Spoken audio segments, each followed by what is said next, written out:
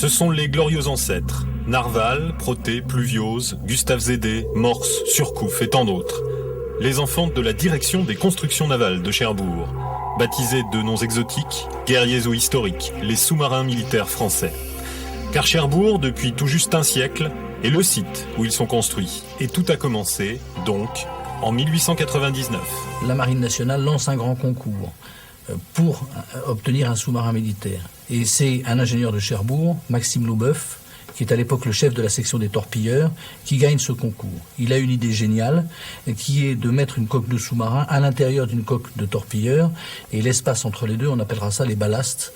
Quand les ballastes sont pleins d'eau, c'est un sous-marin. Quand les ballastes sont pleins d'air, c'est un bateau de surface.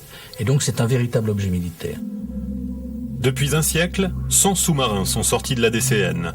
Ils ont suivi l'évolution des techniques de construction navale, quittant Cherbourg pour aller sillonner les océans. Mais en 100 ans, peu de choses ont changé dans l'esprit. Le sous-marin est un savant assemblage de tôles. Même si aujourd'hui, c'est vrai, on est à l'heure de l'acier HLES, haute limite élastique, à l'heure du composite, de l'électronique et de la découpe au plasma, plus performante que l'ancienne méthode. C'était plus long au niveau découpe, moins précis, ce qui fait que ça engendrait plus de pertes des fois de matériaux, voire plus de demandes après pour ce qu'on appelle le meulage, l'usinage, tout ça et tout, il y avait plus de déchets, quoi. Maintenant, on monte de plus en plus de choses. On essaye d'intégrer de plus en plus de carlingage à tout ce qu'on monte. On essaye de livrer un produit pratiquement terminé. Il n'y a plus beaucoup de choses à incorporer à bord, quoi. C'est l'arrivée de la conception assistée par ordinateur qui fait que tous les éléments nous arrivent déjà débités, alors qu'avant, il y a une vingtaine d'années, les charpentiers traçaient toutes leurs pièces en début de chaîne. Donc maintenant, on arrive avec des pièces finies et il nous reste finalement le montage, principalement. Il faut être patient, il faut bien maîtriser la tôle, ne pas en faire de trop aux premières passes, et puis on arrive à faire du bon travail. Les machines sont maintenant au point, et on dose la pression, on dose la descente, alors c'est bien qu'on peut travailler au millimètre.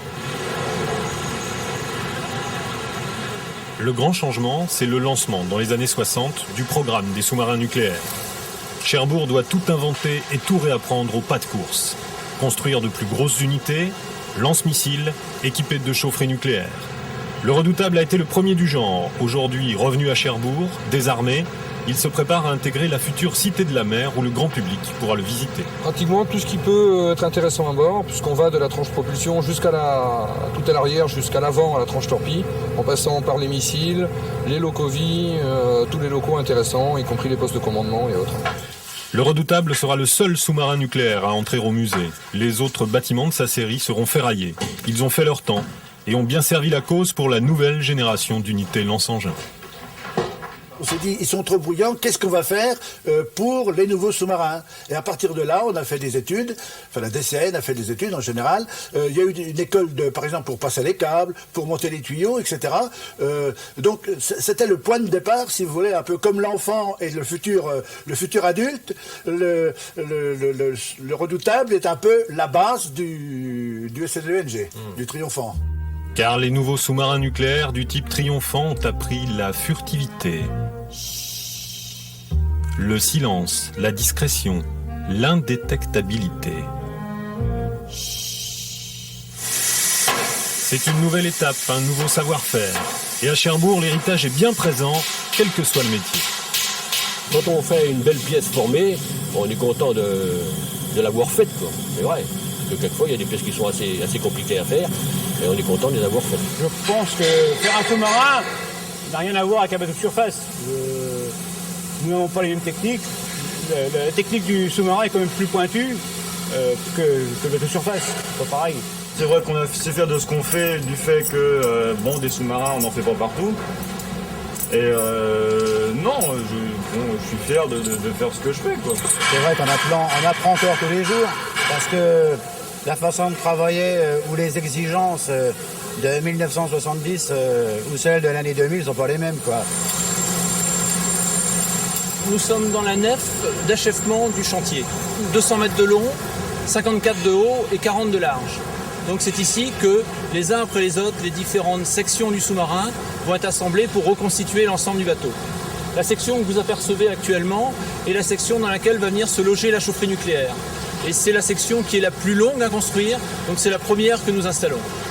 Aujourd'hui, les sous-marins de la nouvelle génération sont construits à plat, tranche par tranche, avant d'être assemblés. C'est le grand mécano de la dissuasion nucléaire.